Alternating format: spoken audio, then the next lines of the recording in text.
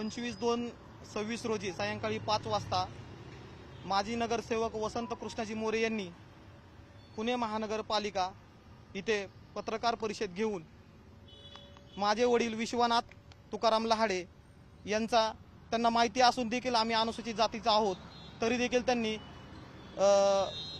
दारू पिणं आणि आमच्या कामावरनं हिणवणं यामुळे आम्ही अॅट्रॉसिटी ॲक्ट अनुसूचित जाती अनुसूचित जमातीच्या कायद्याअंतर्गत त्यांच्यावर गुन्हा दाखल केलेला आहे। वाद कसा सुरू झाला, काय प्रकरण? हा वाद आहे ग्रामपंचायतचा काहीतरी भ्रष्टाचाराचा आहे आणि ग्रामपंचायतचा भ्रष्टाचाराचा वाद असल्यामुळे वसंत मोरे यांनी पत्रकार परिषद घेतली। त्या पत्रकार परिषदेमध्ये त्यांनी माझ्या वडिलांविषयी अपमानकारक वक्तव्य केलं। नेमकं काय बोलले,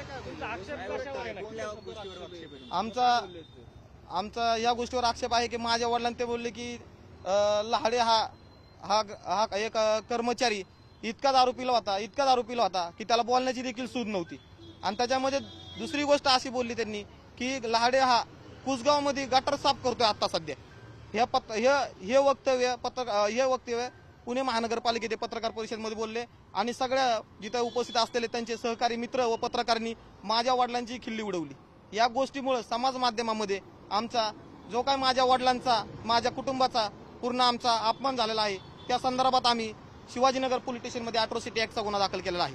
तुमच्या वडिलांना वैयक्तिक लेवलला टार्गेट का केला असं तुम्हाला काय वाटतं? कारण की मी एक वंचित बहुजन आघाडीचा कार्यकर्ता आहे। वंचित बहुजन आघाडीमध्ये मी गेले 5-7 वर्षापासून काम करतो आणि वसंत मोरे यांचा पराभव झालेला आहे। आमच्या प्रभाग क्रमांक 38 मध्ये ई मधले उमेदवार नरेंद्र पारखे यांना 1346 मतं आहेत आणि वसंत मोरे हे 1011 मतांनी पडलेले असून त्यांनी माझ्यासारख्या एक सामान्य कार्यकर्त्याला माझ्या कुटुंबाला माझ्या वडिलांना जाणीवपूर्वक जातीय द्वेषातून अपमानित केलेला आहे। आता मागणी काय तुमची? आमची मागणी हीच आहे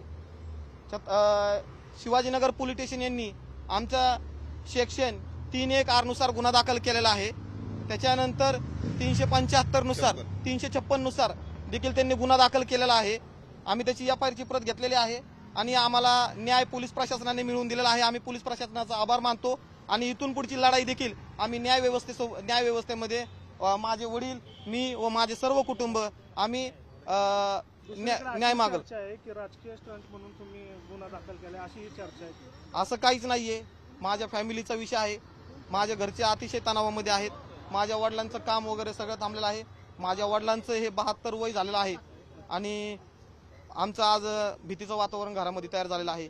आम्हाला इथपर्यंत यायचं नव्हतं परंतु जे समाजामध्ये किंवा जनतेमध्ये जे माझ्या वडिलांचा अपमान झालेला आहे तो कुठंतरी आमच्या जिवारी लागलेला आहे। त्यामुळे आम्ही हे पाऊल टोकाचं उचललेलं आहे। पत्रकार परिषद घेऊन बरेच दिवस झालेले आहेत, तुम्ही आज गुन्हा दाखल करताय? नाही सर, आम्ही ज्या दिवशी पत्रकार परिषद झाली त्याच्यानंतर आम्ही वसंत मोरे यांच्या विरोधामध्ये पहिला भारतीय विद्यापीठ पोलीस स्टेशनला आम्ही तक्रारी अर्ज दिलेला आहे। त्याच्यानंतर आम्ही CPना देखील तक्रारी अर्ज केला होता की अनुसूचित जाती अनुसूचित जमाती अंतर्गत अॅट्रॉसिटी ॲक्टचा गुन्हा दाखल व्हावा। त्याच्यानंतर आम्ही त्याच दिवशी 26 तारखेला आम्ही शिवाजीनगर पोलीस स्टेशनला देखील तक्रारी अर्ज केलेला होता। गुन्हा नोंद करून घेतला, आता मागणी काय? आमची मागणी हीच आहे की जो माझ्या वडिलांचा अपमान झालेला आहे तो आम्हाला भारतीय संविधानाअंतर्गत न्यायव्यवस्था आम्हाला न्याय मिळवून देईल हीच आमची अपेक्षा आहे, हीच आमची मागणी आहे।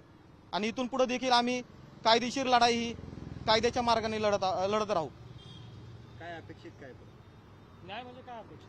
न्याय म्हणजे आमचं एकच म्हणणं आहे की जो भारतीय संविधानाअंतर्गत न्यायव्यवस्था जे काही न्याय देईन आम्हाला, जो काही गुन्हा आहे त्या गुन्ह्यासंदर्भात जो काही न्याय देईन आम्हाला त्या न्यायासंदर्भात आम्ही म्हणजे तोच आमचा शेवटचा न्याय राहील। तुम्ही या संदर्भात वसंत मोरेंशी भेटला होता का? नाही, आम्ही वसंत मोरे यांना कुणालाच भेटलेलो नाहीयेत। जे काय आहे आम्ही आमच्या स्वतःच्या ह्याच्यावर केलेलं आहे। माझ्या वडिलांचा अपमान झाला, सगळ्या गोष्टी ह्या आमच्या समाजामध्ये सगळीकडे पसरलं। माझ्या वडिलांचा देखील बदनामी झाली, त्याच्यामुळं आम्ही हे पाऊल उचललं।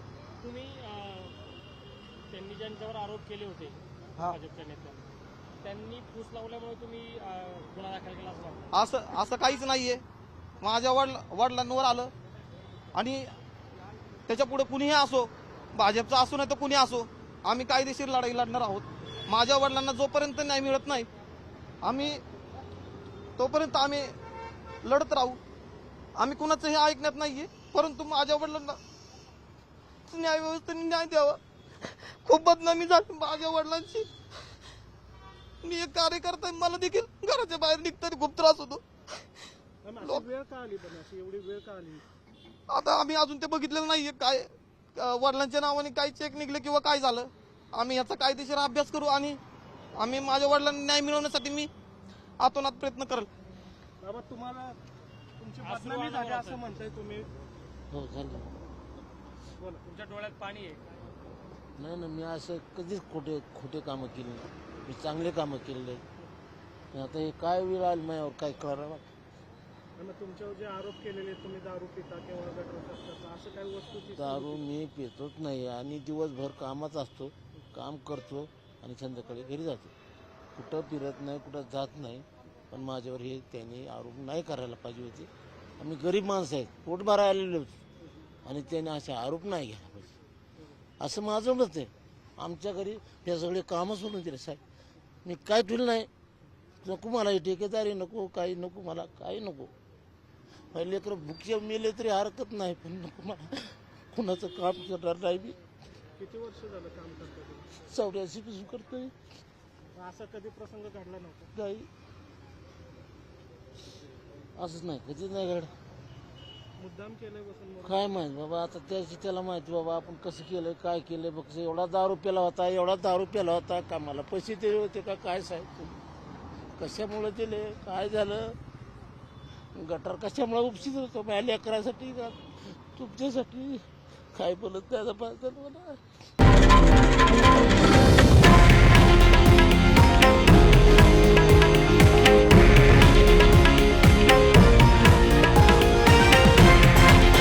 हे आहे देशातील नंबर 1 न्यूज नेटवर्क आणि आपण पाहत आहात TV9 मराठी, एकमेव.